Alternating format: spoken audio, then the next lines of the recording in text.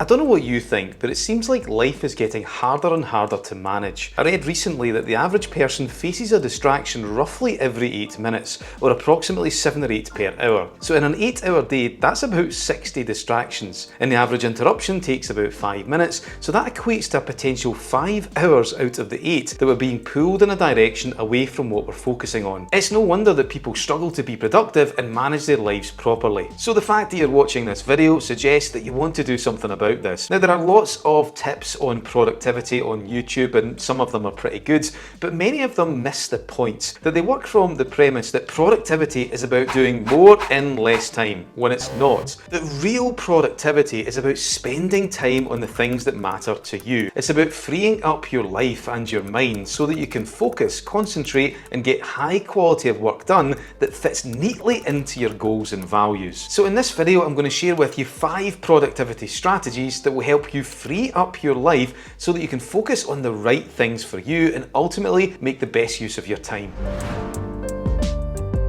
So strategy number 1, figure out your values. As I mentioned at the start of this video, productivity is not about trying to cram as many things in as you possibly can. It's about doing what matters to you. So it makes sense that the first thing we start off with is to figure out what matters to you. So in order to do that, the key question is this one here. You want to ask yourself, what are my most important goals here? Because one of the big mistakes that some people can make is they start off with a to-do list. And that is okay, but when we do that, it can sometimes end up looking like this. That when we lead with a to-do list, there is the tendency to try to cram everything onto the list. The whole thing becomes super cluttered and we end up just getting pulled into doing things that aren't important. So you want to, first of all, figure out what are your key tasks, your most important goals, and then you want to follow that up by asking, why are they important in the first place? And the reason you ask why is because you start to tap into the value behind the goal, the real reason why you're after them in the first place. Asking why is also a great test because goals with strong whys are goals that matter to you. And if you ask the question why and you don't really get much back in the way of feeling or it doesn't resonate with you, then maybe that's not one of your key goals, it shouldn't be one of your primary concerns, and you're better off focusing on something else. So once you've done that, that's when you bring in your to-do list and you use your key goals and values to inform that list. You want to ask yourself, what are activities and actions that I need to do in order to move these key and important goals forward? That way you're focusing your energy on the critical tasks that are going to make all the difference. So strategy number 2 is where you practice single tasking. So single tasking is not just an excellent productivity strategy, it's also something that is life-changing. So single tasking is where you focus all of your attention on what you're doing in that moment. And then when you're finished with that task or activity, you then move on to the next thing and give that your full undivided attention. You know, I'm quite fortunate at the moment because both my businesses are set up in a way that gives me lots of time to do research and content creation. Those are the things I love. But it wasn't always like that. You know, in the past, I had a real job where I worked 12-hour shifts and I was also attempting to manage 2 businesses at the same time. And honestly, my life was all over the place. It was total chaos. I'm getting exhausted just thinking about it. But what I was attempting to do back then was to multitask. But then I realized that multitasking isn't just not effective, it isn't a thing. Our brains can't do it. But when we attempt to multitask, we just end up doing lots of single things really badly, that we can only ever really truly focus our attention on one thing at a time. So if this resonates with you, if this is something that you do, instead of attempting to multitask and doing a substandard job in each of the things, commit to single tasking. Give each of the tasks that you do your full undivided attention, and when you're finished, you then want to move on to the next thing. So in terms of the practical side of this, what I'll do is I'll create a schedule, a to-do list for the week and also one for each day. And I will of course use my key goals and values to inform those lists. But then whenever I do a task on any of the lists, I will commit to it as fully as I possibly can, immerse myself in the present moment and give it my full undivided attention. And I know that for some of you, you might struggle with this, especially if you're easily distracted, but this is like a muscle. The more you practice, the better you get, and eventually it just becomes part of what you do. So commit to single tasking, put the phones on silent, there'll be time for that later on, focus on what you're doing in the present moment.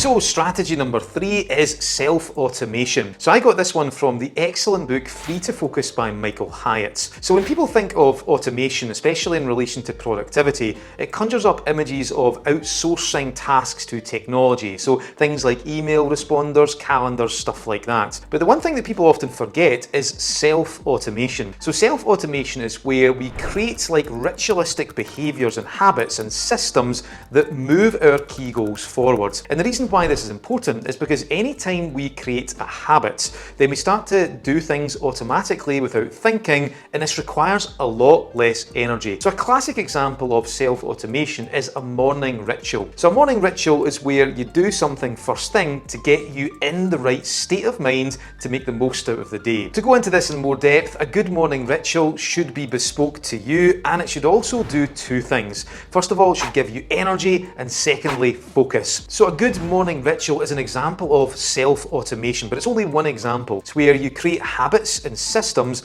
that you can just do without thinking that move your key goals forwards.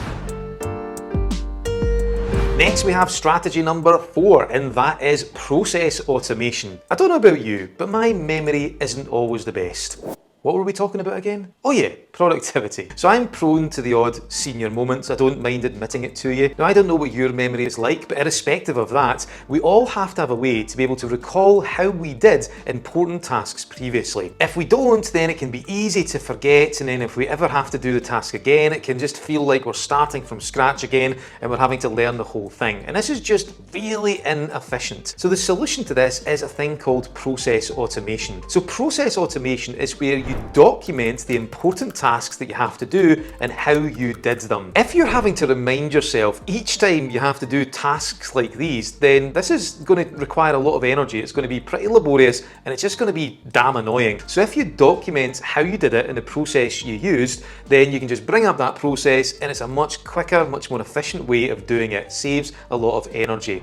To give you an example, every single face-to-face presentation I've done in the last like 15 or 20 years, I have a record of it on my iMac behind me. So it's basically an overview of what I said, and there's also some notes and potentially even some detailed scripts in there too. Now this might sound a little bit obsessive to you, but honestly I could not do it without it. Because say for example I have to do a presentation that I've not talked about in about 6 months or maybe a year, or sometimes even 3 or 4 months, then I would struggle to remember what I said. So all I do is I bring up the folder, I bring up the file, and I'll take a look at it, I'll refresh it, I'll tweak it, I'll maybe add extra bits to it, and Bob's your uncle, I'm good to go. If I didn't have that, then it would feel like I'd be starting from scratch almost every time, and that's a totally inefficient way to work. So that's process automation. Saves time, saves energy, and a lot of heartache as well, and time and energy you can spend on other things. So another side benefit of process automation is it helps with strategy number 5, and that is delegation.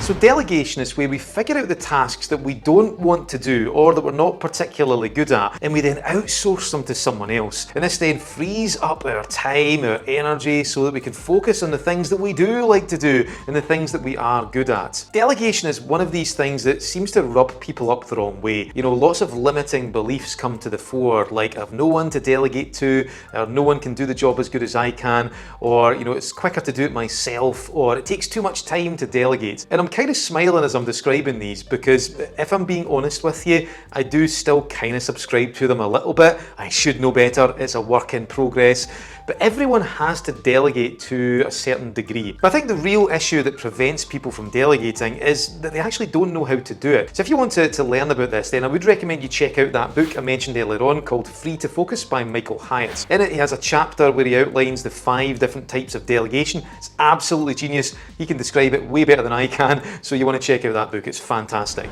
But one point I do want to make about delegation is it becomes a whole lot easier when you've done the previous strategy, process automation, where you've documented how you do the things that you do. Because if you've done that, you can then take that documentation and hand it over to someone else to delegate it, to outsource it, and they can follow that process step by step. So I did this recently, so we've just hired someone to help with our admin and our event management. So anytime we've done this in the past, I've basically had to train the person from scratch, and I don't like it. It's laborious. I've done it several times. It takes a lot of work and effort and blood, sweat and tears.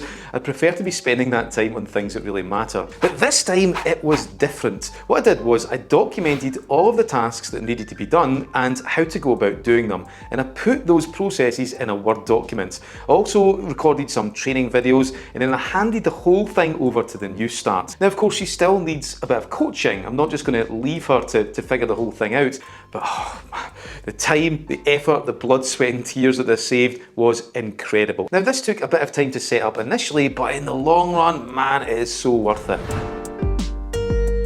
So that's 5 productivity strategies that you want to have in your life. Now the question you're maybe asking yourself is, where do you get started with this? Because I know what you mean, it can sometimes be a little bit overwhelming. So I've actually done a video on that, what I consider to be the #1 strategy for transforming the way that you manage and live your life. So the video should pop up around about here if you want to check that out. That's a great place to start. So hopefully you got a lot from this video. Thanks for watching, and I'll see you later on.